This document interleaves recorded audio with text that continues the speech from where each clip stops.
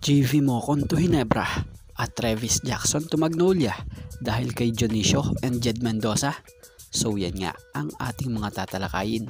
Pero syempre, bago ang lahat, shoutout muna sa mga solid nating ka-teammate na sila JD Villarosa, Norvel Aranduque, JJ Sibum, Glenda Morales, and Romeo Conchada.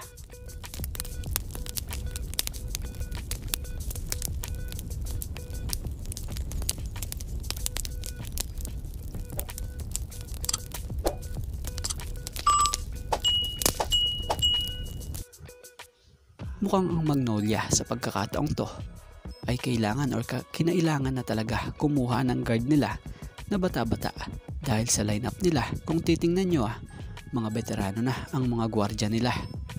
So may nabasa nga tayo rito na ayon dito kay Ball is Life PH Playoffs, sign alert after Jed Mendoza injury and Aris Dionisio and Rome De La Rosa sideline Magnolia have signed former Meralco Travis Jackson signed by Magnolia 1-year deal via PBA Insider News. So yun, bukod pala sa umiidad na ang mga guards ng Magnolia, yung iba pala ay injury pa. So itong si Travis Jackson isang legit scorer na may depensa talaga na player. Nagtataka nga tayo kung bakit nawala agad dito sa PBA noon Sa mga hindi nakakaalam bukod sa team ng Meralco Bolts, nakapaglaro nga rin po ito sa PBA para sa team ng Rain or Shine and dito sa Blackwater.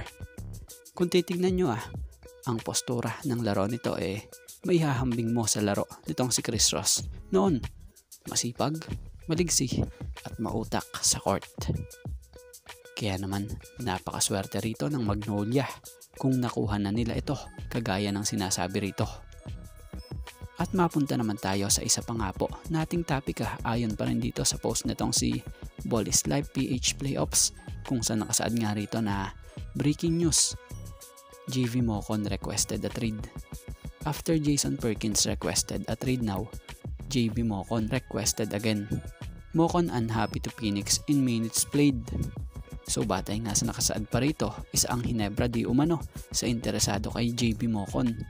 So sa Ginebra kung tutuusin, medyo butas ang small forward nila dahil may injury pa nga po yung Gray and Mariano. So magandang addition to sa Ginebra kung talagang iprioridad nilang makuha. Si JV Mocon hustle player din ito at makatawan pa, may shooting inside and outside. Tapos sa limitadong oras niya nga po, nag-average nga siya ngayon PBA ng 9.40 points per game, 7.60 rebounds per game, and 2.60 assists per game.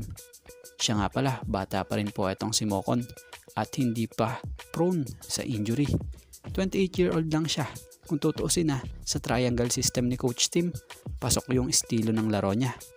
May pagka-spot up shooter rin kasi siya.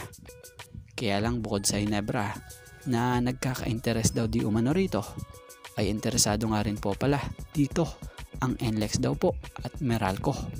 Kaya naman abangan na lang kung ano ang kahihinatnan at patutunguhan nito.